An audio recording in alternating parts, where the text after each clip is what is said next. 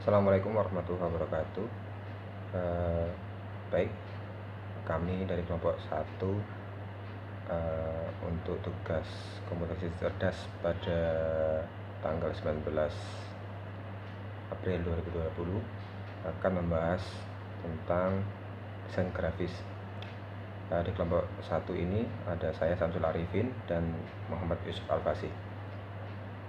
Jadi desain grafis itu ada beberapa yang akan dibahas, tetapi desain grafis sendiri itu merupakan kombinasi kompleks kata-kata dan gambar, angka-angka dan grafik, foto dan ilustrasi yang membutuhkan pemikiran khusus dari seseorang individu yang bisa menggabungkan elemen sehingga menjadi suatu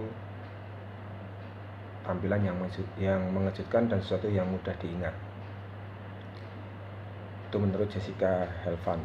Menurut Julianto, yaitu aplikasi dari keterampilan seni dan komunikasi untuk kebutuhan bisnis dan industri. Desain grafis merupakan media dalam menerjemahkan informasi, ide atau gagasan secara visual dengan tujuan tertentu. Fungsi dan pentingnya desain grafis di era industri 4.0 ini yaitu mencakup sebagai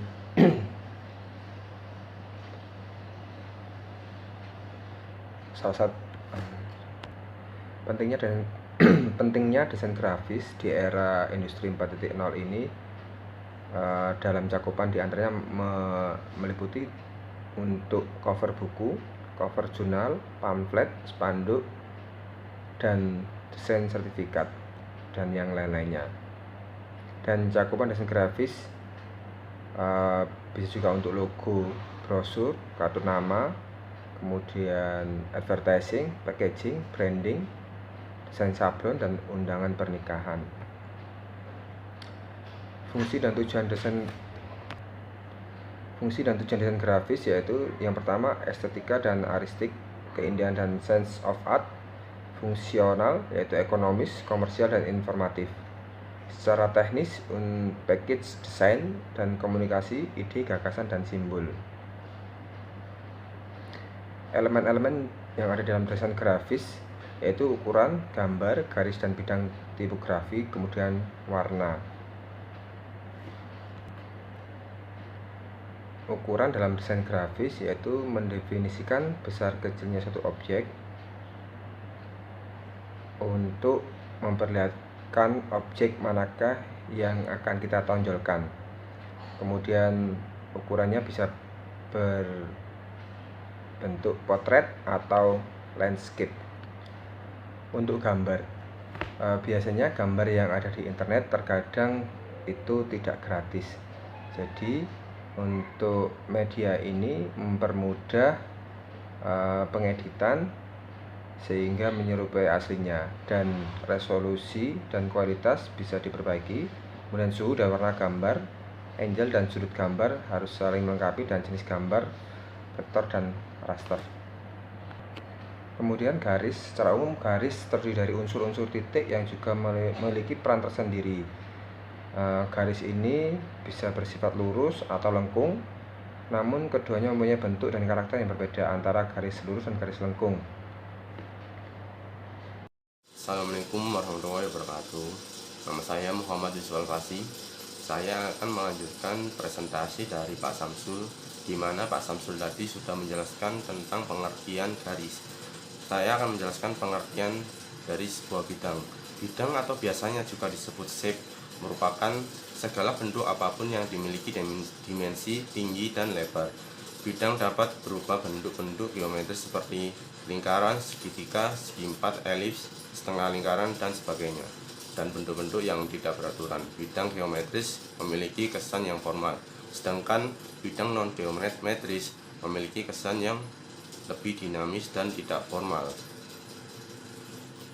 Warna memiliki pengaruh besar dalam komunikasi grafis agar mampu menimbulkan daya tarik. Kolaborasi warna memiliki karakter atau sifat yang berbeda-beda antara lain.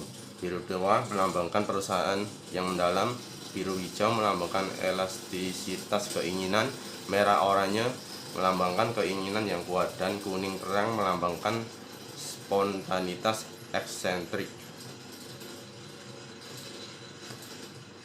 Tipografi. Tipografi merupakan seni grafis dalam memilih, menyusun, dan mengatur tata letak dan jenis huruf dengan tujuan sebagai pendukung pesan atau karakter desain. Menggunakan huruf dapat diklasifikasikan menjadi beberapa karakter, antara lain karakter tegas dapat terwakili oleh huruf yang tegak dan tebal, karakter dinamis dapat terwakili oleh jenis huruf yang miring atau jenis huruf yang terkesan bebas dan spontan, karakter lembut dapat terwakili oleh huruf yang melengkung-lengkung, dan karakter ringan dapat terwakili oleh jenis-jenis huruf yang tipis dan simpel. Prinsip desain grafis.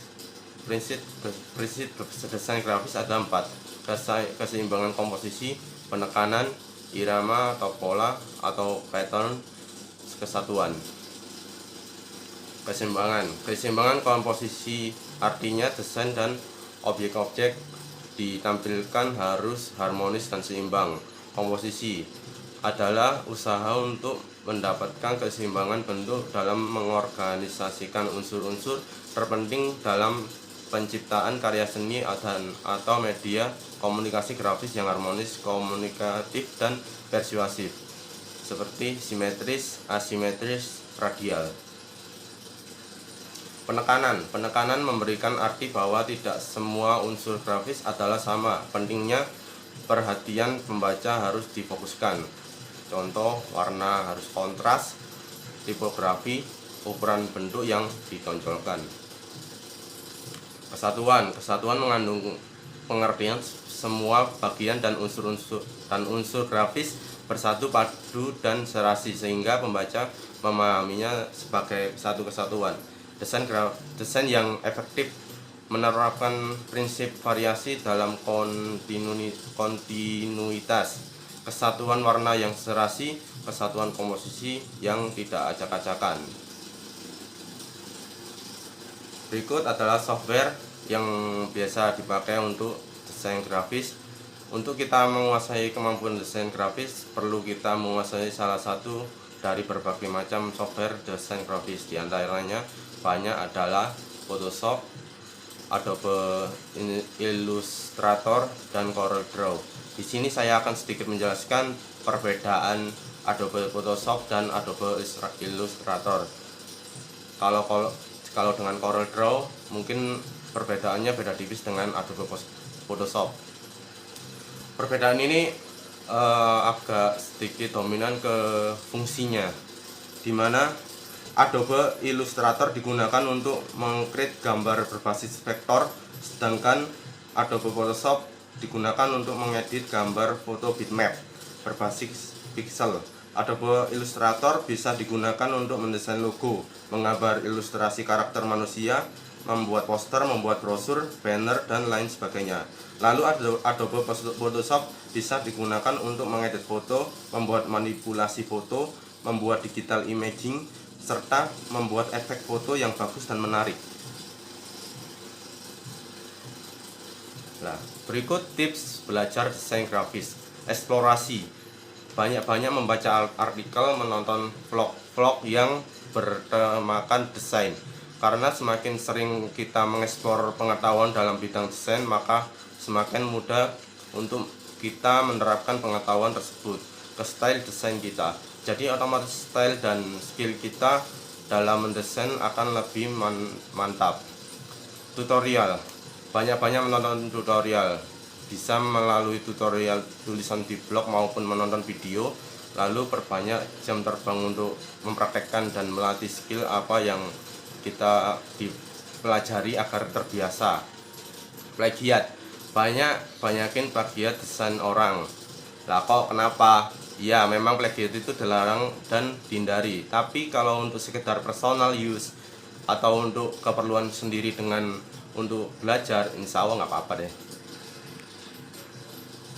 Berikut referensi dari presentasi yang saya presentasikan dengan Pak Samsul.